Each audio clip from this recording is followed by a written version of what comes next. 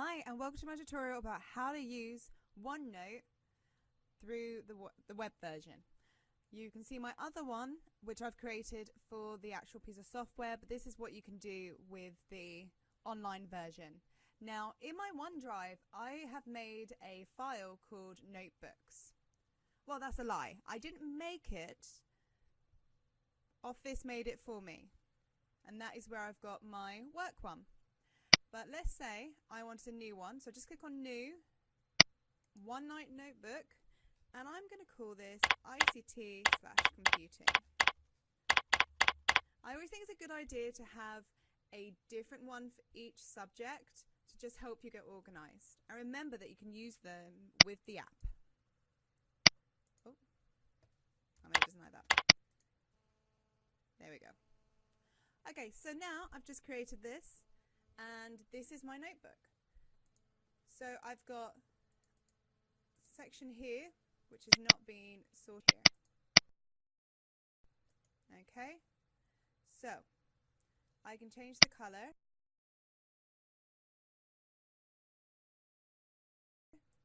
Make it blue, and on this one I'm just going to name this.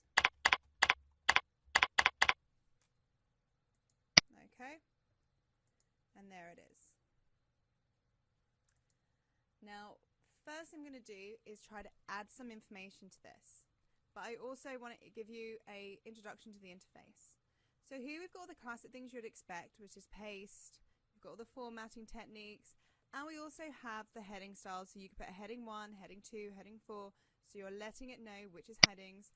Now, what it's got new, which I really enjoy, are these tags, and we're going to be going through how to use some of these later, but they're really good idea. Because we got a to-do list, you've got the important, a question, remember for later, all of these are for different bits, and of course spelling.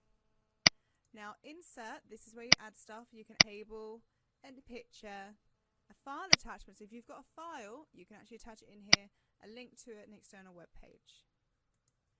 Okay, view, you've got different ways of reading it, so we've got a reading view. Okay, edit notebook in browser. Okay, etc. Show authors and page versions. So page versions if you've changed it and you want to go back. And then obviously a print button if you so feel the need to print.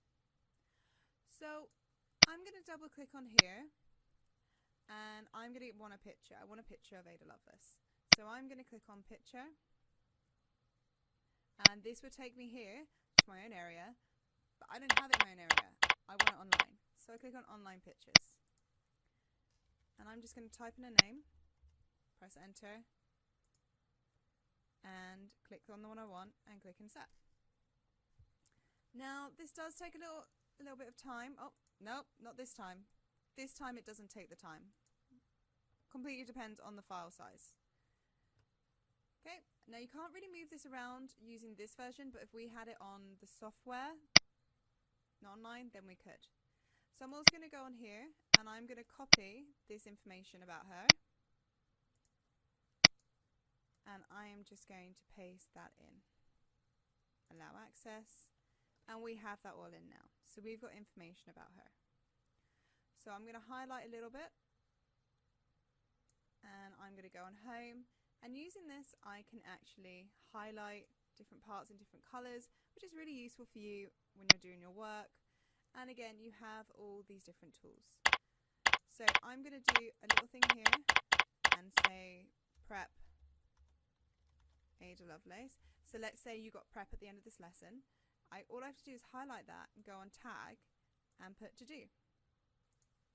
And it creates me a little box that I can tick and that I can untick, which is really useful if you are getting tags, or if you've just kind of thought I really should research into this further, then you can